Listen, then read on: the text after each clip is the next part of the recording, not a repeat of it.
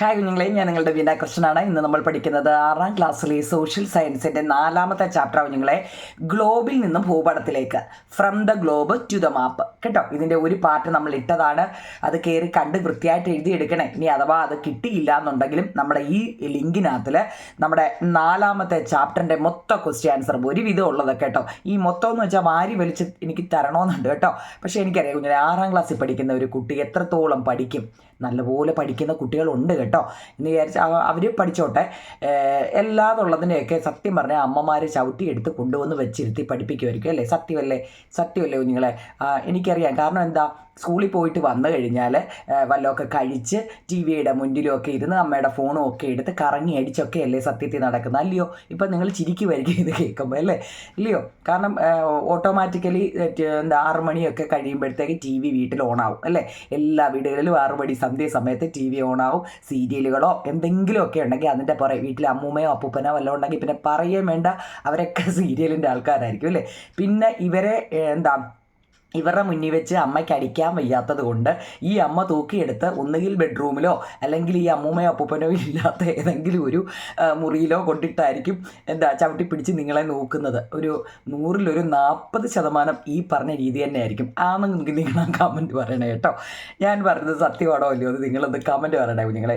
ഇത് മിക്കയിടത്തെ ഒരു കാരണം പിള്ളേരെ ഈ അമ്മമാർ പഠിക്കാനിരുത്തി അല്ലെ അച്ഛനോ പഠിക്കാനിരുത്തിയ ഉണ്ടല്ലോ, ഒന്ന് പറഞ്ഞ് രണ്ടാമത്തെ പൊട്ടിയ അങ്ങനെ പഠിക്കടാ ഇങ്ങനെ പഠിക്കടാ. ഇവരിലെ വായും പൊളിച്ച് തെക്കോട്ടോ വടക്കോട്ടോ ഒക്കെ നോക്കിയിരിക്കും, അടിയും പൊട്ടും. ഇത് അപ്പൂപ്പനോ അമ്മൂമ്മയോ കണ്ടോണ്ട് വന്നാൽ ആ കൊച്ചിനെ അങ്ങ് തല്ലിക്കൊല്ലുക അല്ലേ? അവനെ ഇപ്പം അങ്ങ് എൻട്രൻസ് എടുപ്പിക്കും, MBBS എടുക്കും, പൊടിക്കൊച്ചിനെ ഇപ്പം അങ്ങ് തല്ലി പഴിപ്പിക്കും. ഇതൊക്കെ ആയിരിക്കും ഇല്ലയോ? ഇതൊക്കെ ഇല്ലയോ നിങ്ങളെ? ഇത് തന്നെയാണ് മിക്കയിടത്തും നടക്കുന്നത്. അപ്പോൾ എന്ത് ചെയ്യും? അങ്ങനെ അവരമ്മായിമ്മയും വരുമ്പോഴും അല്ലെങ്കിൽ അവർ തങ്ങളിൽ വഴക്കാവും. അങ്ങനെ ചെറിയ വെറുതെ എന്തിനാ സീനാക്കുന്നത്? നിങ്ങളിരുന്നങ്ങ് പഠിക്കണം കേട്ടോ. ഞാനീ പറഞ്ഞ മിക്കയിടത്തേ ഉള്ളതാവും നിങ്ങളെ. മിക്ക രക്ഷകർത്താക്കളുടെ ഒരു കംപ്ലൈൻറ്റ് വീട്ടിൽ അടിക്കാൻ പറ്റത്തില്ല കേട്ടോ. അതുകൊണ്ട് ടീച്ചർ നല്ലത് കൊടുത്തേക്കാൻ. സത്യമായിട്ട് പറഞ്ഞ കുഞ്ഞുങ്ങളെ, ഇത് കേട്ടോ, ഇത് എൻ്റെ അടുത്ത് മിക്ക ആൾക്കാർ. കാരണം എന്താണെന്നറിയോ, വീട്ടിൽ അടിക്കാൻ പറ്റത്തില്ല, അപ്പൂപ്പനോ അമ്മൂമ്മയോ ഉണ്ടെങ്കിൽ ഇവരെ അടിക്കാൻ സമ്മതിക്കത്തില്ല. പിന്നെ സ്കൂളുകളിൽ അടിക്കാനും പറ്റത്തില്ല. അപ്പോൾ ഈ പിള്ളേരെ ആരായിരിക്കും അടിക്കേണ്ടത്? ട്യൂഷൻ്റെ അവിടെയേ ഉള്ളൂ കേട്ടോ. ട്യൂഷൻ്റെ അവിടെയാണ് അടി മൊത്തം. അപ്പോൾ നിങ്ങളോട് എന്താ പറഞ്ഞത്? ഈ ചാപ്റ്റർ ഇത്രയേ ഉള്ളൂ നിങ്ങളെ. നമ്മൾ പഠിച്ചാൽ നമുക്ക് കൊള്ളാം കേട്ടോ. നമ്മൾ ആരായാലും പഠിച്ചാൽ അവർക്ക് ഉള്ള ഭാവിയിൽ അത് ഉപകരിക്കും. ഇല്ലാത്തതൊക്കെ ആ വഴിക്കും പോവും കേട്ടോ. അപ്പോൾ പഠിക്കുക, പഠിച്ച് രക്ഷപ്പെടാൻ നോക്കുക. അപ്പം നമ്മുടെ ഒന്നാമത്തെ ക്വസ്റ്റ്യൻ നോക്കുക. നമ്മൾ ഒന്നാമത്തെ ലിങ്കിൽ അത് ഇട്ടതാണ്. Why life is possible only on the earth. അവർ എന്ന് വെച്ചാൽ എന്താ പറഞ്ഞാൽ, ഭൂമിയിൽ നമ്മൾ പഠിക്കുന്നത് ഭൂമിയെക്കുറിച്ചാണ്. ആദ്യം എന്താ നിങ്ങൾ പഠിക്കുന്നത്? നമ്മൾ ഭൂമിയെക്കുറിച്ചാണ്. അപ്പോൾ എന്താണ് ഇവിടെ ഫസ്റ്റ്, ഭൂമിയിൽ മാത്രം ജീവൻ സാധ്യമാകുന്നത് എന്തുകൊണ്ട്? നമുക്ക് ടെസ്റ്റ് ചെയ്യാൻ നോട്ട് അങ്ങ് വായിച്ചു പോകും നിങ്ങളെ, അല്ലെങ്കിൽ നമുക്ക് ഒരുപാട് സമയമെടുക്കും. നമ്മളെ ഭൂമിയെക്കുറിച്ചാണ് പഠിക്കുന്നത്. ഈ ഭൂമിയിൽ മാത്രം ജീവൻ സാധ്യമാകുന്നത് എന്തുകൊണ്ട് അല്ലേ? Why life is possible only. നമുക്ക് എത്ര 8 പ്ലാനറ്റ്സുകളുണ്ട് അല്ലേ? 8 ഉള്ള 9 ഉണ്ടായിരുന്നു, ഇപ്പോൾ 8. അതിനകത്തിൽ ജീവൻ്റെ ഇത് നമുക്ക് ചൊവ്വയിലുണ്ട്, അവിടെ ഇവിടെയൊക്കെ ഉണ്ടെന്ന് പറയുന്നെങ്കിലും അതിനകത്തിലൊന്നും വലിയ ഇതായിട്ട് നമുക്ക് തോന്നുന്നില്ല അല്ലേ? നമ്മുടെ ഭൂമിയിലാണ് ഇതെല്ലാം ഉള്ളത്. എന്തൊക്കെ ഉണ്ടെന്നാ? അന്തരീക്ഷം, ജലം, അനുകൂല കാലാവസ്ഥ എന്നിവയാൽ സമ്പന്നമായ നമ്മുടെ ഭൂമി പ്രപഞ്ചത്തിൽ ജീവൻ നിലനിൽക്കുന്നതായിട്ട് കണ്ടെത്തിയിട്ടുള്ള ഒരേ ഒരു ആകാശഗോളമാണ്. എന്താ ഇംഗ്ലീഷിൽ പറയുന്നത്?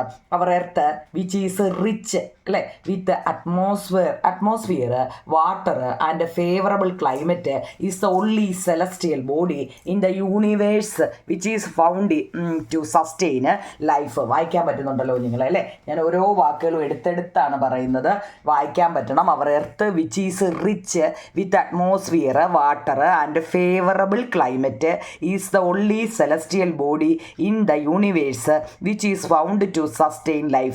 ഭൂമിയിൽ മാത്രം ജീവൻ സാധ്യമാകുന്നത് എന്തുകൊണ്ട്? അന്തരീക്ഷം, ജലം, അനുകൂല കാലാവസ്ഥ എന്നിവയാൽ സമ്പന്നമായ നമ്മുടെ ഭൂമി പ്രപഞ്ചത്തിൽ ജീവൻ നിലനിൽക്കുന്നതായി കണ്ടെത്തിയിട്ടുള്ള ഒരേ ഒരു ആകാശഗോളമാണ്. ഓക്കെ ആണോ? രണ്ടാമത്തത്, does the earth have A spherical shape? What is the shape of the earth? നോക്കൂ നിങ്ങളെ, നമ്മുടെ ഭൂമി ഗോളാകൃതി തന്നെയാണോ? ആണോ നിങ്ങളെ? ഭൂമിക്ക് ഗോളാകൃതി തന്നെയാണോ? നോക്കിക്കേ, the earth has a unique shape which is slightly flattened at the poles and slightly bulged in the middle.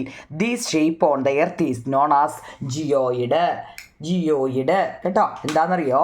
ധ്രുവങ്ങളിൽ അല്പം പരന്നും മധ്യഭാഗം അല്പം തള്ളിയും കാണപ്പെടുന്ന എന്താ കുഞ്ഞുങ്ങളെ, ധ്രുവങ്ങളിൽ അല്പം പരന്നും മധ്യഭാഗം അല്പം തള്ളിയും കാണപ്പെടുന്ന സവിശേഷമായ ആകൃതിയാണ് ഭൂമിക്കുള്ളത്. ഭൂമിയുടെ ഈ ആകൃതിയെ നമ്മൾ ജിയോയിഡ് എന്ന് അറിയപ്പെടുന്നു. ജിയോയിഡ് എന്ന് അറിയപ്പെടുന്നു. അപ്പോൾ നമ്മൾ ഒന്നാമത് പഠിച്ചത് ഭൂമിയിൽ മാത്രമാണോ ജീവൻ നിലനിൽക്കുന്നത്, അല്ലേ? ഭൂമിയിൽ മാത്രമാണോ, എന്തുകൊണ്ട്? രണ്ടാമത്തത്, നമ്മുടെ ഭൂമി ഗോളാകൃതി തന്നെയാണോ ഭൂമിക്കുള്ളത് എന്ന ചോദ്യം നല്ലതുപോലെ തന്നെ എഴുതിയെടുക്കണേ കുഞ്ഞുങ്ങളെ. ഭൂമിയുമായിട്ട് ബന്ധപ്പെട്ടാണ് ആദ്യം നമ്മുടെ ക്വസ്റ്റ്യൻ ആൻസർ. ഓക്കെ ആണോ? അടുത്തത് എന്താണ് globe? What is a globe? The globe is the true model of the earth. It is used to understand the geographical features of the surface of the earth and to determine the location. ഭൂമിയുടെ യഥാർത്ഥ മാതൃകയാണ് globe, ഇല്ലേ? Globe കണ്ടിട്ടുണ്ടോ നിങ്ങൾ? നിങ്ങളുടെ എന്താ head mistress അല്ലെങ്കിൽ എന്താ ഹെഡ് മാഷില്ലേ, സ്കൂളിലെ ഹെഡ് മാഷ് ഇരിക്കുന്ന മുറിയുടെ മേശപ്പുറം നോക്കിയാൽ ഒരു ഗ്ലോബ് കാണും, അല്ലേ? പണ്ട് മുതലേ അതൊരു രീതിയാണ്, അല്ലേ? ഭൂമിയുടെ യഥാർത്ഥ മാതൃകയാണ് ഗ്ലോബ്. ഭൗമോപരിതലത്തിലെ സവിശേഷതകൾ മനസ്സിലാക്കുന്നതിനും സ്ഥാനനിർണയം നടത്തുന്നതിനും ഗ്ലോബ് ഉപയോഗിക്കുന്നു. കേട്ടോ, ഗ്ലോബ് എന്നാൽ എന്ത്? ഓക്കെ ആണല്ലോ. അടുത്ത ഇതെല്ലാം നമ്മുടെ ടെസ്റ്റിലെയാണ്. നമ്മളിത് ഒന്നാമത്തെ പാർട്ടിൽ ഇതെല്ലാം പറഞ്ഞതാണ് കുഞ്ഞുങ്ങളെ. അതുകൊണ്ടാണ് ഞാൻ വീണ്ടും ടെസ്റ്റ് അത്രയും സമയം വേസ്റ്റ് ആക്കണ്ടെന്ന് വിചാരിച്ച്. കേട്ടോ, ഇതെല്ലാം നമ്മൾ പറഞ്ഞാൽ ഇനി നമ്മൾ പഠിക്കുന്നത് അക്ഷാംശ രേഖകൾ എന്നാൽ എന്ത്. എന്തെങ്കിലും സംശയം ഉണ്ടെങ്കിൽ നമ്മുടെ പാർട്ട് 1 എടുത്തൊന്ന് കാണണം കേട്ടോ. അപ്പോൾ ഇതിനെക്കുറിച്ചെല്ലാം നമ്മൾ പടത്തി കാണിച്ചെല്ലാം പറയുന്നുണ്ട്. കണ്ടവർക്കറിയാം, ഇല്ലാത്തവരെടുത്ത കേട്ടോ. അക്ഷാംശ രേഖകളുടെ മറ്റൊരു പേരാ കുഞ്ഞുങ്ങളെ ലൈൻ ഓഫ് ലാറ്റിറ്റ്യൂഡ് അല്ലെങ്കിൽ പാരലൽ ഓഫ് ലാറ്റിറ്റ്യൂഡ്. ഇംഗ്ലീഷുകാർക്ക് എങ്ങനെയാ കുഞ്ഞുങ്ങളെ? Line of latitude or parallel of latitude.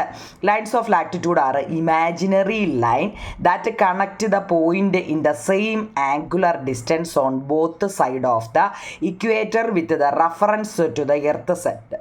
These are latitudinal circles that are drawn parallel to the equator on the earth surface. എന്ന് വെച്ചാൽ നമ്മുടെ ഭൂമിയുടെ കേന്ദ്രം, അല്ലേ, ഭൂകേന്ദ്രം ആധാരമാക്കി ഭൂമധ്യരേഖയുടെ ഇരുവശത്തും ഒരേ കോണീയ അകലത്തിലുള്ള ബിന്ദുക്കളെ തമ്മിൽ ബന്ധിപ്പിച്ചുകൊണ്ട് വരയ്ക്കുന്ന സാങ്കല്പിക രേഖയാണ് അക്ഷാംശ രേഖകൾ.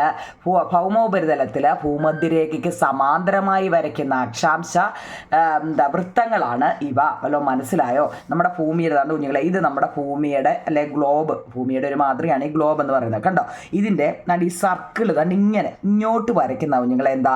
Latitude, circle of latitude. കണ്ട നമ്മൾ സർക്കിൾ വരയ്ക്കത്തില്ലേ, ഇങ്ങോട്ടാണ് കേട്ടോ ലാറ്റിറ്റ്യൂഡ്.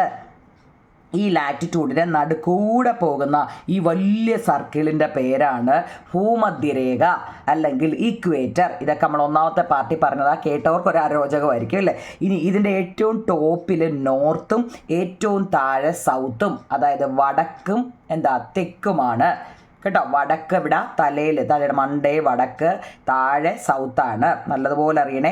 ഈ വലിയ വട്ടത്തിൻ്റെ പേരാണ് ഭൂമധ്യരേഖ അല്ലെങ്കിൽ ഈക്വേറ്റർ. അതിൻ്റെ എത്ര ഡിഗ്രിയാവും നിങ്ങളെ? 0 ഡിഗ്രിയാണ്. ഇതിൻ്റെ തൊട്ട് മുമ്പിലുള്ള, അതായത് നമ്മളിത് ഇക്വേറ്ററാന്ന് പറഞ്ഞില്ലേ കുഞ്ഞുങ്ങളെ, ഈ 0 ഡിഗ്രിയാണ് നമ്മൾ എന്ത് പറയുന്നത്? ഇക്വേറ്റർ. ഇതിൻ്റെ തൊട്ട് മുകളിലുള്ളതിനെ ട്രോപ്പിക് ഓഫ് ക്യാൻസർ എന്നും ഇതിൻ്റെ തൊട്ട് താഴെയുള്ളതിനെ ട്രോപ്പിക് ഓഫ് കാപ്രിക്കോൺ എന്നും പറയുന്നു. അപ്പോൾ അതിൻ്റെ തൊട്ട് മുമ്പിൽ ഒരു വരയും കൂടില്ലേ, അത് ആർട്ടിക് കേട്ടോ, ആർട്ടിക് സർക്കിൾ. ഇതിനെക്കുറിച്ച് നമുക്ക് അടുത്ത അങ്ങോട്ട് പറയാം. അപ്പോൾ അക്ഷാംശ രേഖകൾ എന്നാൽ എന്താണ്? Lines of latitude are imaginary lines that connect the points in the same angular distance on both sides of the equator with reference to the earth center. These are latitudinal circles that are drawn parallel to the equator on the earth surface. ഭൂകേന്ദ്രം ആധാരമാക്കി ഭൂമധ്യരേഖയുടെ ഇരുവശത്തും ഒരേ കോണീയ അകലത്തിലുള്ള ബിന്ദുക്കളെ തമ്മിൽ ബന്ധിപ്പിച്ചുകൊണ്ട് വരയ്ക്കുന്ന സാങ്കല്പിക രേഖകളാണ് അക്ഷാംശ രേഖകൾ. ഭൗമോ ഉപരിതലത്തിൽ ഭൂമധ്യരേഖയ്ക്ക് സമാന്തരമായി വരയ്ക്കുന്ന അക്ഷാംശ വൃത്തങ്ങളാണ് ഇവ. ഓക്കെ ആണോ? ഇതെങ്ങനെയാവും നിങ്ങളെ ഈ വര ഇപ്പം നമ്മുടെ ഭൂമി ഇങ്ങനെ വരയ്ക്കുന്നതാണ് കേട്ടോ.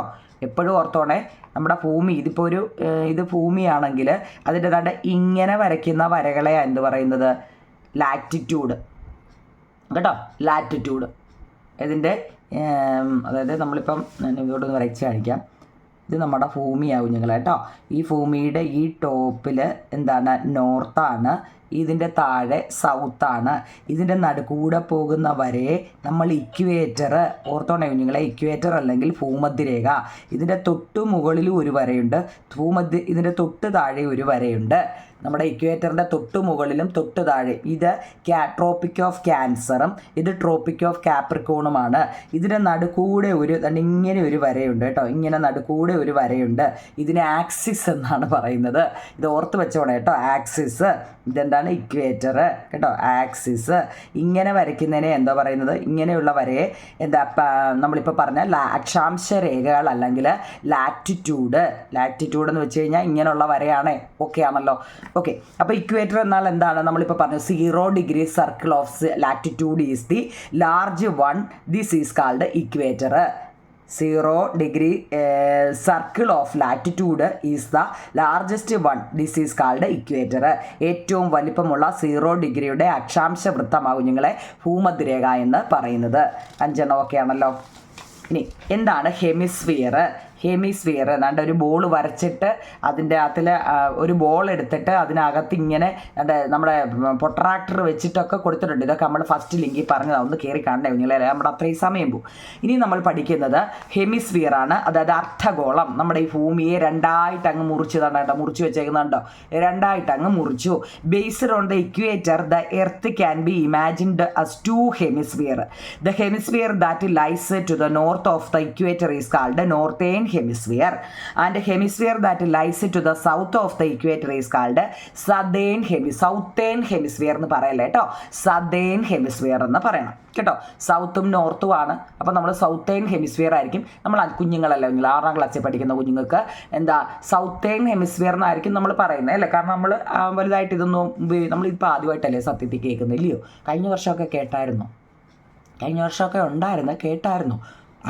സദേൺ ഹെമിസ്ഫിയർ അല്ലേ. ഓക്കെ, ഭൂമധ്യരേഖയെ അടിസ്ഥാനമാക്കി ഭൂമിയെ 2 അർദ്ധഗോളങ്ങളായിട്ട് സങ്കല്പിക്കാം. നമ്മുടെ ഭൂമധ്യരേഖ എന്ന് വെച്ചാൽ നമ്മുടെ ഭൂമിയാണ്. ഇതിനെ നമ്മുടെ ഭൂമിയെ 2 അർദ്ധഗോളങ്ങളായിട്ട്, ഇവിടെ പടം കണ്ട 2 അർദ്ധഗോളം എന്ന് വെച്ചാൽ എന്താ? ഒരു സർക്കിളിൻ്റെ പകുതി ഭാഗവും കേട്ടോ, പകുതി അതിനാണ് സെമി അർദ്ധഗോളം അല്ലേ. 2 ഈ ഭൂമധ്യയുടെ വടക്ക് ഭാഗത്ത്, വടക്കെന്ന് വെച്ചാൽ ഇവിടെയാണ് തലഭാഗമാണ് കേട്ടോ, നമ്മളത് ഓർത്താൽ മേളിൽ ഉണ്ട്. ഇതിൻ്റെ മണ്ടഭാഗത്തിന് നോർത്തും താഴെ ഭാഗത്തിന് സൗത്തുമാണ് കേട്ടോ. അങ്ങനെ ഭൂമധ്യയുടെ വടക്ക് ഭാഗത്തുള്ള അർദ്ധഗോളത്തെ ഉത്തരാർദ്ധഗോളം അല്ലെങ്കിൽ നോർത്തേൺ ഹെമിസ്ഫിയർ എന്നും, പിന്നെ അപ്പം തെക്കെന്ന് വെച്ചാൽ ഈ താഴെയാണ്, തെക്ക് ഭാഗത്തുള്ള അർദ്ധഗോളത്തെ ദക്ഷിണാർദ്ധഗോളം അല്ലെങ്കിൽ സദേൺ ഹെമിസ്ഫിയർ എന്നും പറയുന്നു. ഓക്കെ ആണോ കുഞ്ഞുങ്ങളെ? ഓക്കെ, ഇനി അതിൻ്റെ തൊട്ട് താഴെ ഒരു ബോക്സ് കൊടുത്തിട്ടുണ്ട്, കാണാൻ പറ്റുമോ? അതുകൊണ്ട് ഈ ബോക്സ് ഇംഗ്ലീഷ് മീഡിയക്കാർ രണ്ടും ഒരേ രീതിയിലാണ് കുഞ്ഞുങ്ങളെ ഞാൻ പറയുന്നത്.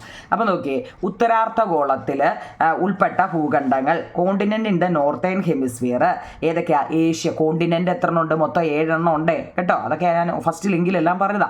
കോണ്ടിനെന്റ് ഇൻ ദ നോർത്തേൺ ഹെമിസ്ഫിയറിൽ ഏഷ്യ, നോർത്ത് അമേരിക്ക, യൂറോപ്പ്. ഇനി കോണ്ടിനെന്റ് ഇൻ ദ സദേൺ ഹെമിസ്ഫിയറിലോ ദക്ഷിണാർദ്ധഗോളത്തിൽ ഉൾപ്പെട്ട ഭൂഖണ്ഡങ്ങളോ അന്റാർട്ടിക്ക, ഓസ്ട്രേലിയ, സൗത്ത് അമേരിക്കയുടെ കുറച്ച് ഭാഗം ഇപ്പുറത്തുണ്ട് കേട്ടോ. നമ്മൾ ഈ 2ആയിട്ട് മുറിക്കുമ്പോൾ നടിച്ചിരി അങ്ങോട്ടും ഇങ്ങോട്ടും ഒക്കെ കയറി പോകുമല്ലോ, അതാണ്. കുറച്ച് ഭാഗം ഇവിടെ ഉണ്ട്.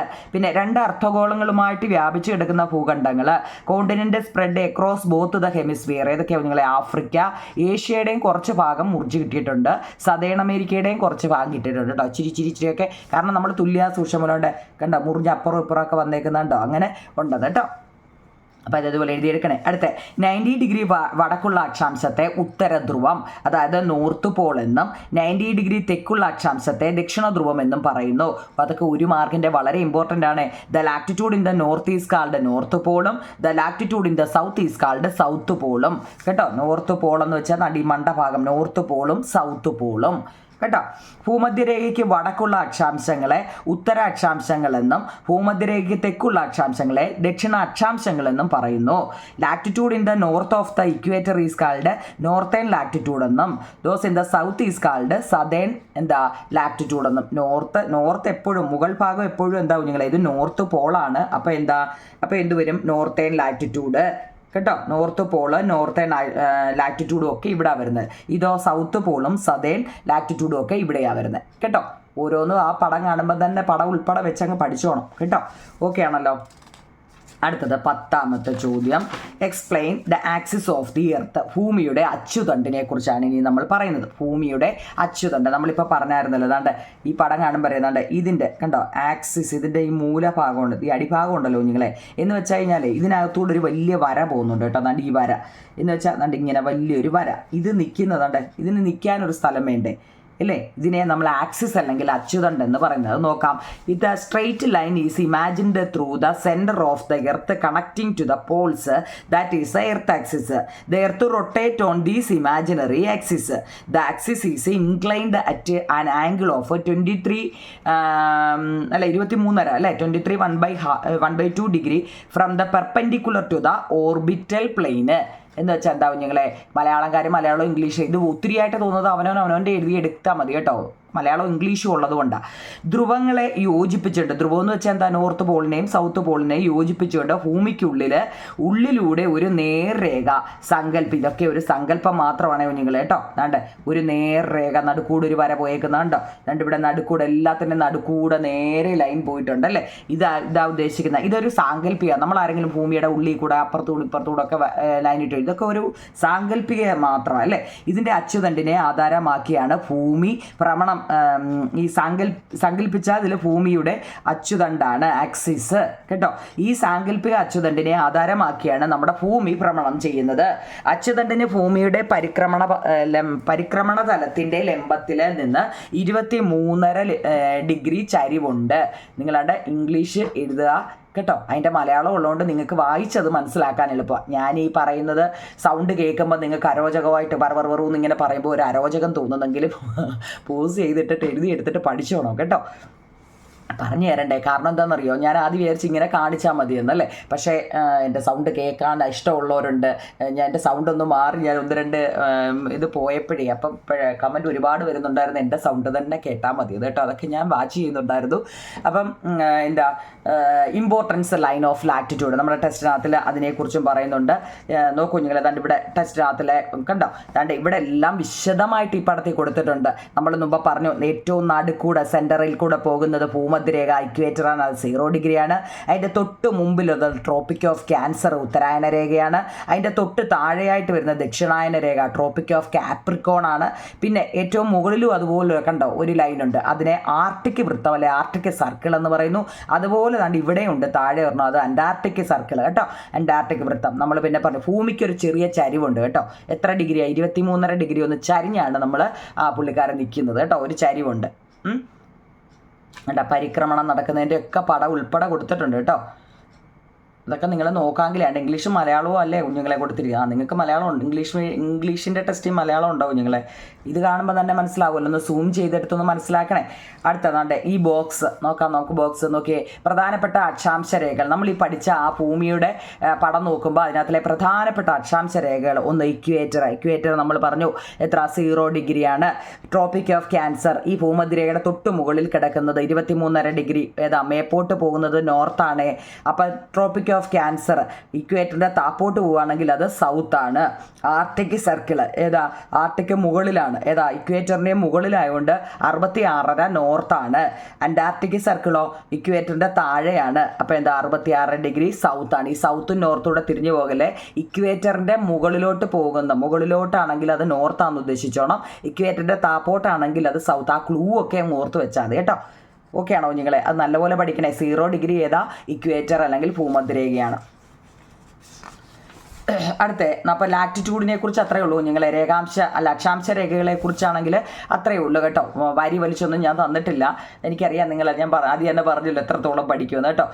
എല്ലാത്തിൻ്റെ ഏറ്റവും പ്രധാനപ്പെട്ടതിൻ്റെ ഒരു 2-3 വരി വെച്ചൊക്കെ ഞാൻ തന്നിട്ടുള്ളൂ. അതെങ്കിലും പഠിക്കണം കേട്ടോ. What are lines of longitude? അടുത്ത് നമ്മൾ ലാറ്റിറ്റ്യൂഡിൻ്റെ എല്ലാം പറഞ്ഞു കേട്ടോ. ലാറ്റിറ്റ്യൂഡിനകത്തിൽ എന്തൊക്കെ വരുന്നു എങ്ങനെ വരുന്നു നല്ലപോലെ അറിയണം കേട്ടോ. Difference between the latitude and longitude എന്ന് ചിലപ്പോൾ പരീക്ഷയ്ക്ക് വയ്ക്കാം. 3 മാർക്കിനും 5 മാർക്കിനും ഒക്കെ ചോദിക്കാൻ പറ്റിയ നല്ലൊരു ക്വസ്റ്റ്യനാണ്. ലാറ്റിറ്റ്യൂഡ് എന്തൊക്കെയാണ് നിങ്ങൾ പഠിച്ചത് അതെഴുതുക.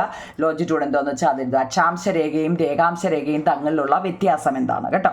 The imaginary lines drawn on the surface of the earth connecting the north pole and south pole with reference to earth centre are called lines of longitude. എന്താ നിങ്ങളെ അവിടെ തന്നെ കൊടുത്തിട്ടുണ്ട്, നിങ്ങൾക്ക് കാണാൻ പറ്റുമോ? ഭൂകേന്ദ്രത്തിനെ ഭൂമിയുടെ കേന്ദ്രം എന്ന് വെച്ചാൽ അതിൻ്റെ നടുക്ക് ആധാരമാക്കി ഉത്തര ദക്ഷിണ ധ്രുവങ്ങളെ ബന്ധിപ്പിച്ചുകൊണ്ട് ഭൗമ ഉപരത്തിലൂടെ വരയ്ക്കുന്ന സാങ്കല്പിക രേഖയാണ് രേഖാംശ രേഖകൾ. മീൻസ് ഇതാ നമ്മുടെ ഭൂമിയുടെ ഇങ്ങനെ താപ്പോട്ട് വരയ്ക്കുന്നതാണ്. മറ്റേത് ഏതായിരുന്നു നമ്മൾ ഇങ്ങനെ വരയ്ക്കുന്നത്? അക്ഷാംശ രേഖയും താപ്പോട്ട് വരയ്ക്കുന്നത് രേഖാംശ രേഖയും കേട്ടോ. പിന്നെയോ രേഖാംശ രേഖകളെ അടിസ്ഥാനമാക്കിയാണ് ഭൂമിയിൽ സമയം നിർണ്ണയിക്കുന്നത്. നമ്മുടെ ഭൂമിയിൽ സമയം അറിയുന്നില്ലേ കുഞ്ഞുങ്ങളെ? Time on the earth is determined based on the line of longitude. പിന്നെയോ 0 degree longitude and 180 degree longitude are important longitudinal lines. നമ്മുടെ പ്രധാന രേഖാംശ രേഖയാണ്. അതായത് ലോഞ്ചിറ്റ്യൂഡൽ ലൈൻസ് 0 ഡിഗ്രി രേഖാംശ രേഖയും 180 ഡിഗ്രി രേഖാംശ രേഖയുമാണ്. അതാണ്ട് നിങ്ങളുടെ പടം ഇവിടെ കൊടുത്തിട്ടുണ്ട് കണ്ടോ. ഇതിനകത്തിലെല്ലാം മെഷർ കൊടുത്തിട്ടുണ്ട്. നമ്മളൊരു ബോൾ എടുത്തിട്ട് ഇതുപോലെ എഴുതാനാണ് പറഞ്ഞിരിക്കുന്നത് കേട്ടോ. ബോള് നമ്മൾ ലാറ്റിറ്റ്യൂഡ് വരെ എടുത്തില്ലേ ബോൾ എടുത്ത്? നിങ്ങളൊന്ന് ഞാൻ ഫസ്റ്റ് ലിങ്ക് ഒന്ന് കാണണേ നിങ്ങൾ കേട്ടോ. അത് കണ്ടിട്ട് ഇത് കാണാവേ. ആ ഫസ്റ്റ് ലിങ്കിൽ ബോൾ എടുത്തിട്ട് അതങ്ങനെ ചെയ്യാൻ പറയുന്നുണ്ട്. കണ്ടോ അതിൻ്റെ ഇടയ്ക്കിരിക്കുന്ന പൊട്രാക്ടർ കണ്ടോ? പൊട്രാക്ടർ എടുത്തിട്ട് നമ്മൾ ഓരോടി, അതായത് ഒരു സർക്കിൾ അല്ലേ കുഞ്ഞുങ്ങളെ, പുസ്തകത്തിൽ വരയ്ക്കരുതെന്ന് പെൻസിൽ നോക്കട്ടെ കുഞ്ഞുങ്ങളെ.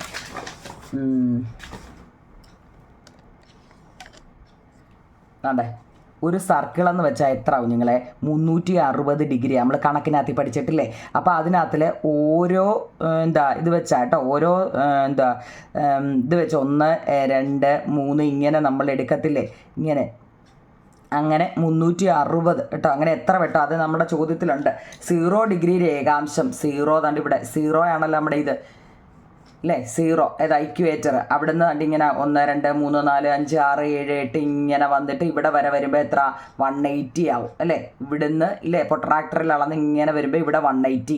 അങ്ങനെ ഇവിടുന്ന് തിരിച്ച് ഇങ്ങനെ അവിടെ വരെ ചെല്ലുമ്പോഴും 180. അങ്ങനെ 2 180 ചേരുമ്പോഴാണ് ഒരു സർക്കിൾ ആവുന്നത് കേട്ടോ. അതൊക്കെ നമുക്ക് അറിയാവുന്നതാണ്. പ്രധാന രേഖാംശ രേഖകളാണ് 0 ഡിഗ്രി രേഖാംശ രേഖയും 180 ഡിഗ്രി രേഖാംശ രേഖയും കേട്ടോ. ഇതുപോലെ അങ്ങ് എഴുതി എടുക്കണം കേട്ടോ. അടുത്ത പ്രൈം മെറീഡിയൻ, ഏറ്റവും പ്രധാനപ്പെട്ടത് മാത്രമേ എഴുതിയിട്ടുള്ളൂ. പ്രൈം മെറീഡിയൻ എന്നാൽ എന്താണ് നോക്കൂ. The 0 degree line of the longitude is called prime Meridian. അത് ഒരു മാർക്കിന് ചോദിക്കുന്നതാണ്. 0 ഡിഗ്രി ലൈൻ ലോഞ്ചിറ്റ്യൂഡിന് പറയുന്ന പേര് എന്താ കുഞ്ഞുങ്ങളെ? Prime Meridian. 0 ഡിഗ്രി രേഖാംശ രേഖയെ പ്രൈം മെറീഡിയൻ എന്നാണ് വിളിക്കുന്നത്. Since these line passes through Greenwich near London, these line is also called Greenwich Meridian കേട്ടോ. എന്ന് വെച്ചാൽ എന്താണെന്നറിയോ? ലണ്ടന് സമീപമുള്ള ഗ്രീനിച്ച് എന്ന സ്ഥലത്തു കൂടി ഈ രേഖ കടന്നു പോകുന്നത് കൊണ്ടാണ് ഇതിനെ ഗ്രീനിച്ച് രേഖ എന്ന് അറിയപ്പെടുന്നത്. ലണ്ടനാണ് ലണ്ടനിലൊന്ന് പോകണമെന്നുണ്ട് കുഞ്ഞുങ്ങളെ കേട്ടോ. നോക്കട്ടെ, നാളെ ആട്ടെ, മഴയില്ലെങ്കിൽ ഒന്ന് പോകണം. ലണ്ടന് സമീപമുള്ള ഗ്രീനിച്ച് എന്ന സ്ഥലത്തു കൂടി ഈ രേഖ കടന്നു പോകുന്നത് കൊണ്ട് ഇതിനെ ഗ്രീനിച്ച് രേഖ എന്ന് അറിയപ്പെടുന്നു കേട്ടോ. പിന്നെയോ 0 ഡിഗ്രി രേഖാംശ രേഖയുടെ നേരെ എതിർവശത്തുള്ള രേഖയാണ് 180 രേഖാംശ രേഖ. നമ്മളിപ്പോൾ വരച്ച് കാണിച്ചായിരുന്നല്ലോ. 0 ഡിഗ്രി രേഖാംശ രേഖയുടെ നേരെ എതിരെയുള്ള രേഖയാണ് 180 രേഖാംശ രേഖ. നമ്മളത് വരച്ചപ്പോൾ കാണിച്ചതല്ലേ. ഒക്കെ ഇംഗ്ലീഷുകാർ ഇംഗ്ലീഷ് എഴുതണം, മലയാളംകാർ മലയാളം എഴുതിക്കോണം കേട്ടോ. പറച്ചിലേ ഉള്ളോ എഴുത്തുണ്ടോ എന്തുവന്നോ. അടുത്തത് പ്രൈം മെറീഡിയനെ ആധാരമാക്കി ഭൂമിയെ നോക്കണേ. നമ്മളിപ്പോൾ പ്രൈം മെറീഡിയൻ എന്താണെന്ന് പഠിച്ചല്ലോ. എന്തുവാ 0 ഡിഗ്രി രേഖാംശ രേഖയാണ് പ്രൈം മെറീഡിയൻ എന്ന് പറയുന്നത് കേട്ടോ. 0 degree line of longitude is called prime Meridian. ഈ പ്രൈം മെറീഡിയനെ ആധാരമാക്കി നമ്മുടെ ഭൂമിയെ കിഴക്കേ അർദ്ധഗോളമെന്നും പടിഞ്ഞാറേ അർദ്ധഗോളമെന്നും നമ്മളെപ്പോഴും നോർത്ത് സൗത്തിനെ അല്ലേ പറഞ്ഞുകൊണ്ടിരുന്നത്. അതായത് നമ്മുടെ ഭൂമിയുടെ തലഭാഗം നോർത്താന്ന് പറഞ്ഞു, താഴ്ഭാഗം സൗത്താന്ന് പറഞ്ഞു. അപ്പം ഇവിടെ എന്തുമായിരിക്കും കുഞ്ഞുങ്ങളെ? ഇവിടെ ഈസ്റ്റും അല്ലേ വെസ്റ്റും അല്ലേ.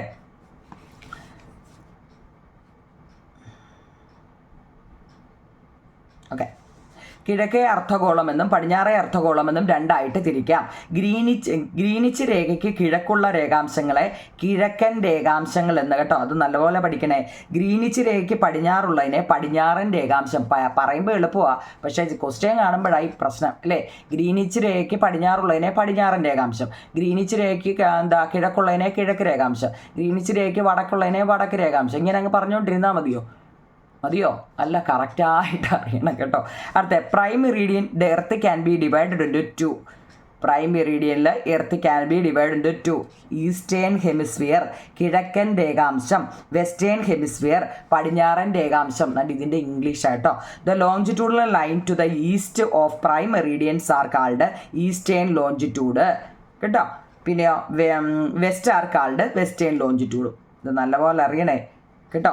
കിഴക്കേ അർദ്ധഗോളം എന്നും, ഹെമിസ്ഫിയർ എന്ന് വെച്ചാൽ അർദ്ധഗോളം എന്നേ, കിഴക്കൻ അർദ്ധഗോളം എന്നും പടിഞ്ഞാറൻ അർദ്ധഗോളം എന്നും പറയുന്നു. ഇതിനെന്താ, ഇത് ഗ്രീനിച്ച് രേഖയ്ക്ക് പടിഞ്ഞാറുള്ളവയെ നമ്മൾ എന്ത് പറയുന്നു, ഈസ്റ്റേൺ അല്ലേ. ഈസ്റ്റ് എന്ന് വെച്ചാൽ എന്താ, കിഴക്കൻ എന്താ ലോഞ്ചിറ്റ്യൂഡ് അല്ലേ. ലോഞ്ചിറ്റ്യൂഡ് എന്ന് വെച്ച് കഴിഞ്ഞാൽ എന്താ, രേഖാംശം. പിന്നെ വെസ്റ്റേൺ എന്ന് വെച്ചാൽ എന്താ, പടിഞ്ഞാറൻ രേഖാംശം. ഇതൊക്കെ വൃത്തിയായിട്ട് അറിയണേ കേട്ടോ. ഇനി ചുവടെ തന്നിരിക്കുന്ന രാജ്യങ്ങൾ ഏതൊക്കെയെന്ന് അർദ്ധഗോളത്തിലെന്ന് എഴുതുക. എന്താണ്ട് ഇവിടെ കാണാൻ പറ്റുന്നുണ്ടോ, നമ്മുടെ ഇന്ത്യയെക്കുറിച്ച് പറയുന്നുണ്ട്. നിങ്ങൾ ഇതുപോലെ ചോദ്യം എഴുതണേ. ഞാനാണെങ്കിൽ അത്ര എഴുതിയിട്ടില്ല. ചുവടെ തന്നിരിക്കുന്ന രാജ്യങ്ങൾ ഏതൊക്കെ അർദ്ധഗോളത്തിലാണ്, ഹെമിസ്ഫിയറിലാണെന്ന് എഴുതാൻ. ഇന്ത്യ എവിടെ നിങ്ങളെ, ഈസ്റ്റേൺ ഹെമിസ്ഫിയറിലാണ്, കിഴക്കൻ രേഖാംശത്തിലാണ്. യുണൈറ്റഡ് സ്റ്റേറ്റ് നമ്മുടെ അമേരിക്കയോ വെസ്റ്റേൺ ഹെമിസ്ഫിയർ ആണ്. അത് മറ്റന്നാൾ മഴയില്ലെങ്കിൽ ഞാൻ പോയിരിക്കും America. United state of America western ഹെമിസ്ഫിയറിലാണ്, പടിഞ്ഞാറ് രേഖാംശം. പിന്നെ ബ്രസീൽ വെസ്റ്റേൺ ഹെമിസ്ഫിയറിലാണ്, പടിഞ്ഞാറൻ രേഖാംശം. നമ്മൾ ഈ പടിഞ്ഞാറൻ കിഴക്കുമൊക്കെ മേളിൽ പറഞ്ഞിട്ടുണ്ട്. ഇന്തോനേഷ്യ ഈസ്റ്റേൺ ഹെമിസ്ഫിയറിലാണ്, കിഴക്കൻ രേഖാംശം കേട്ടോ. നമ്മളിവിടെ രേഖാംശത്തെക്കുറിച്ച് ഓരോന്നും എന്തൊക്കെയാണെന്ന് പറഞ്ഞായിരുന്നു. അപ്പോൾ ഈ ഓരോ രാജ്യങ്ങൾ തന്നിട്ട് ഇത് എവിടെയാണെന്ന് കേട്ടോ നല്ലതുപോലെ എഴുതണേ. അക്ഷാംശ രേഖാംശ രേഖകളുടെ ജാലികയെ ഒരു മാർക്കിന് ചോദിക്കാൻ നിങ്ങൾ എന്താണ് ഗ്രാറ്റിക്യൂൾ എന്നാൽ എന്താണ്? ഗ്രാറ്റിക്യൂഡ് എന്താ, നെറ്റ്വർക്ക് ഓഫ് ലൈൻ. നമ്മളിപ്പോൾ അതിൻ്റെ ഇത് കാണിച്ച് ഇങ്ങനെ മൊത്തത്തിൽ അടിച്ചേക്കുമല്ലേ, കണ്ടില്ലയോ? അങ്ങോട്ട് ചെയ്യുന്നു ഇങ്ങോട്ട് ചെയ്യുന്നു, ഇതെന്ത് ബോൾ പോലെ അങ്ങ് എല്ലാം വരച്ച്. ഇതിനെ എന്താ പറയുന്നത്, ഗ്രാറ്റിക്യൂൾ എന്നാണ് കേട്ടോ. അതൊക്കെ ചിലപ്പോൾ ഈ പടം തന്നിട്ട് ഇതിനെ എന്ത് പറയുന്നതെന്ന് ചോദിച്ചാൽ ഗ്രാറ്റിക്യൂൾ എന്നാണ് കേട്ടോ. ഞാൻ ഈ പറയുന്നെങ്കിലും ക്വസ്റ്റ്യൻ ആൻസർ നല്ലതുപോലെ നോക്കണേ. 17 ഇന്ത്യയുടെ സ്ഥാനം ഭൂമിയിൽ എവിടെയെന്ന് കൃത്യമായിട്ട് നിർണ്ണയിക്കാൻ അക്ഷാംശ രേഖകളുടെ ജാലികയാണ് നമ്മളെ സഹായിച്ചത്. ഇത് എന്തൊക്കെയാ എന്നറിയാൻ. ഇത് നോർത്താണ്, ഇത് സൗത്താണ്, ഇത് നടുക്കൂടെ പോകുന്ന ആക്സിസ് ആണ്, ഇങ്ങനെ കറങ്ങുന്നത് ലാറ്റിറ്റ്യൂഡാണ്, താഴോട്ട് എഴുതുന്നത് ലോഞ്ചിറ്റ്യൂഡാണ്. ഇങ്ങനെയൊക്കെ നമ്മൾ പഠിച്ചല്ലേ. ഇത് ഇക്വേറ്റർ ആണ്, ട്രോപ്പിക് ഓഫ് ക്യാൻസർ ആണ്, ആർട്ടിക് ആണ്, ട്രോപ്പിക് ഓഫ് കാപ്രിക്കോൺ ആണ്, അന്റാർട്ടിക് ആണ്. ഇങ്ങനെയൊക്കെ നമ്മൾ പറഞ്ഞത് ഈ ജാലിക കണ്ടിട്ടാണ് അല്ലേ. അതാവും നിങ്ങളെ പറയുന്നത്. അടുത്ത what is A map projection കേട്ടോ. എന്താണ് മാപ്പ് പ്രൊജക്ഷൻ എന്നാൽ എന്താണ്? പിന്നെ അത് ടെസ്റ്റിനകത്തിലെ ഒരു ഫില്ലപ്പ് ഉണ്ട് കേട്ടോ. ഞാൻ ടെസ്റ്റിലെ ഫില്ലപ്പൊക്കെ പറഞ്ഞില്ലേ പോകുന്നത്. ഓക്കെ, ഏതാണ്ട് ഇത് നമ്മുടെ ഇവിടെ ഒരു പടം തന്നിട്ടുണ്ട്. അക്ഷാംശ രേഖാംശത്തിനിടയിൽ കണ്ടെത്തി ഇന്ത്യയുടെ സ്ഥാനം എവിടെയാണ് നോക്കി. അക്ഷാംശം 37 ഡിഗ്രി നോർത്ത് കേട്ടോ മുതൽ 8 ഡിഗ്രി 8 നോർത്ത് വരെ. രേഖാംശവും 68 ഈസ്റ്റ് ആണ് കേട്ടോ മുതൽ 98 ഈസ്റ്റ് വരെ കേട്ടോ ടെസ്റ്റിലെ. ഇനി നമ്മൾ മാപ്പ് പ്രൊജക്ഷൻ നോക്കിക്കേ. Map projections is the method by which the network of the line of latitude and longitude is scientifically transferred to any flat surface.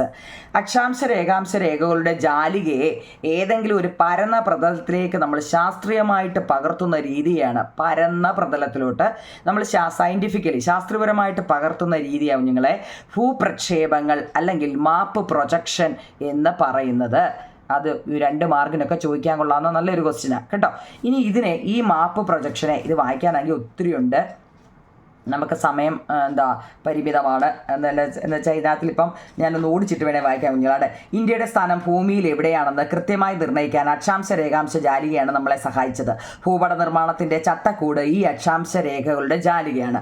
ഭൗമോപരിതല സവിശേഷതകളെ ചിത്രീകരിക്കുന്നുള്ള ഒരു പ്രധാന പങ്ക് ഭൂപടം എന്ന് നിങ്ങൾക്കറിയാം. ഭൂപടം എന്നാൽ എന്തെന്ന് ചോദിച്ചാൽ എന്താ കുഞ്ഞുങ്ങളെ, ഭൗമോപരിതല സവിശേഷതകളെ ചിത്രീകരിച്ചിട്ടുള്ള ഒരു പരന്ന പ്രതലമാണ് കേട്ടോ. വേണമെങ്കിൽ അത് നിങ്ങളുടെ ഇംഗ്ലീഷ് മീഡിയത്തിൻ്റെയും കാണും കേട്ടോ. ഇങ്ങനെ ഒരെണ്ണം. ഭൂമിയുടെ ഉപരിതലം വക്രമാണെങ്കിലും ഭൂപടം നിർമ്മിക്കേണ്ടത് പരന്ന പ്രതലത്തിലാണ്. ഉരുണ്ട പ്രതലത്തിലെ സവിശേഷതകളെ പരന്ന പ്രതലത്തിലേക്ക് മാറ്റി വരയ്ക്കുന്നത് ഭൂപട നിർമ്മാണത്തിലെ പ്രധാന വെല്ലുവിളിയാണ്. നോക്കിയേ, ഇത് നമ്മളിങ്ങനെ വരച്ചിട്ട് ഇതിനെ ഉരുട്ടിയെടുക്കാൻ. ഒരു ഗ്ലോബിനെ പരത്തി നമുക്ക് എങ്ങനെ ഭൂപടം നിർമ്മിക്കാൻ കഴിയും? ചിത്രത്തിൽ കാണുന്നത് പോലെ നമ്മളാണ്ട് എല്ലാം നമ്മൾ ഇതിനകത്തിൽ സെറ്റ് ചെയ്തു. പക്ഷേ ഇത് എന്ത് ചെയ്യണം, വട്ടത്തിലാക്കണം അല്ലെ. എന്ത് ചെയ്യുമെന്നാ നോക്കിയേ.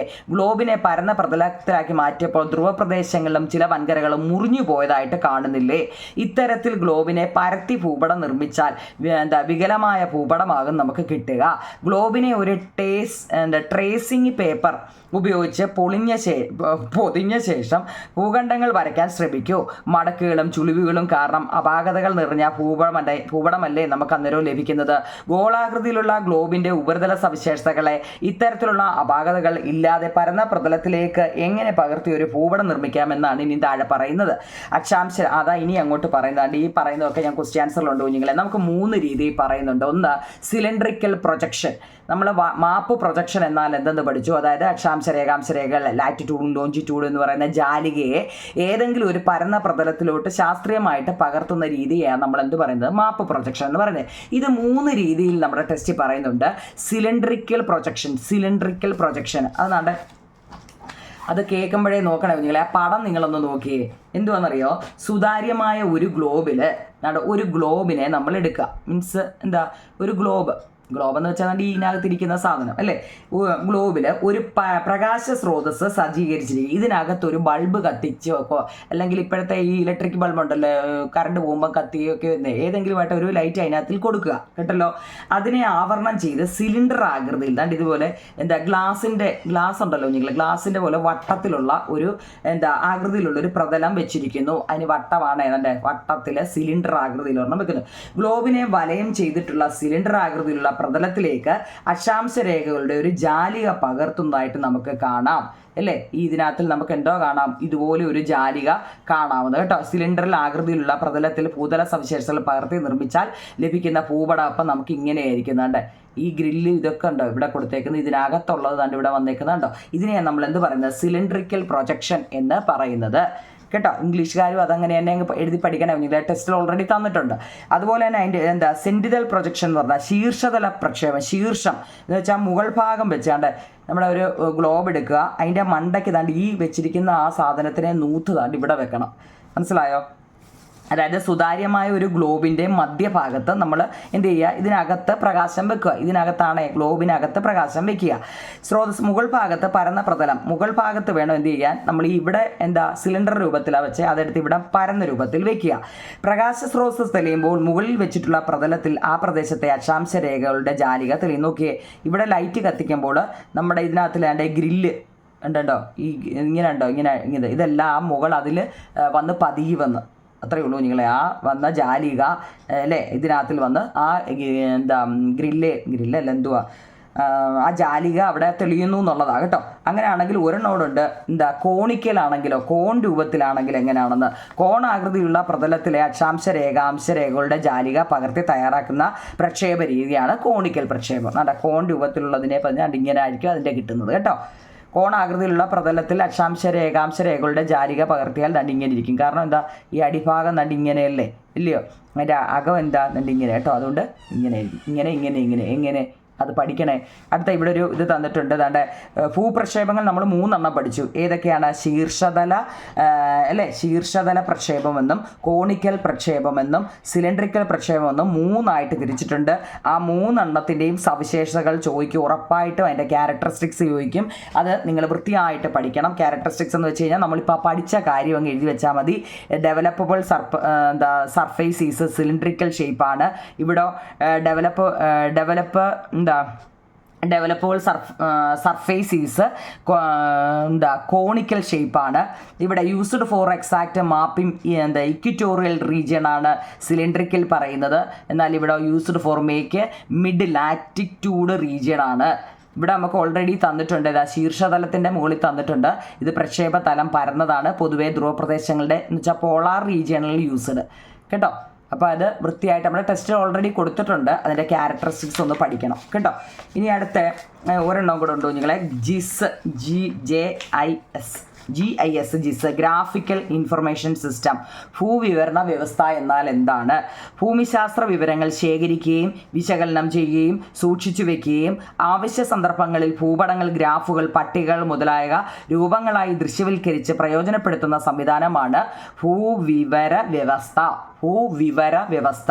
It is the method of collecting, analyzing and storing geographic information and presenting it in the form of map, graph and tables whenever the needed.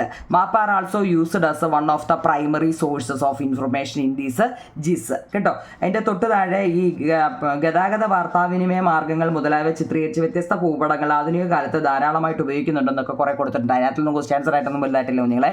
നമ്മൾ 22 ക്വസ്റ്റ്യൻ ആൻസർ വൃത്തിയായിട്ട് പഠിക്കുക കേട്ടോ.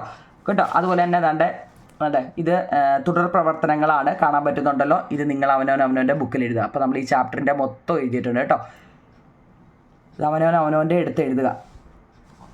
ഇത് ഓക്കെ ആണ്ടേ കാരണം മലയാളംകാർ മലയാളം എഴുതണം, ഇംഗ്ലീഷുകാർ ഇംഗ്ലീഷും എഴുതാൻ വേണ്ടി ഞാൻ ഇങ്ങനെ എഴുതി കേട്ടോ. കണ്ടോ, ഫുള്ളും ഉണ്ട്. അങ്ങനെ ഈ ചാപ്റ്റർ വൈൻഡപ്പ് ചെയ്യുകയാണ്.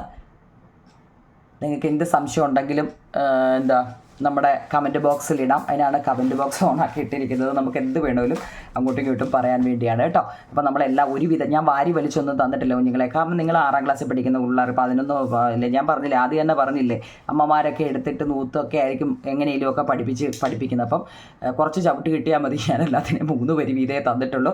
അത് വൃത്തിയായിട്ട് പഠിക്കുക കേട്ടോ. പഠിച്ചിട്ട് കമൻറ്റ് ബോക്സിൽ പറയണേ പഠിച്ചു കഴിഞ്ഞേക്ക് കേട്ടോ. ഓക്കെ കുഞ്ഞുങ്ങളെ, താങ്ക് യു.